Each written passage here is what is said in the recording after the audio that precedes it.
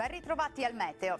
Sarà una bella domenica soleggiata e calda sulle nostre regioni. L'anticiclone infatti è sempre più presente al nord. Ma vediamo il dettaglio del 2 giugno.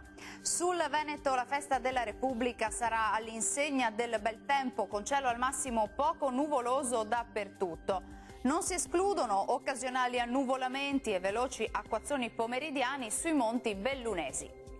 Temperature minime tra 13 e 17 gradi, massime comprese invece tra 23 e 28 gradi.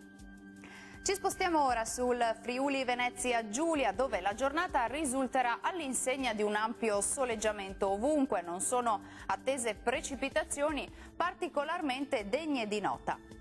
Temperature minime tra 13 e 16 gradi, massime oscillanti invece tra 22 e 27 gradi.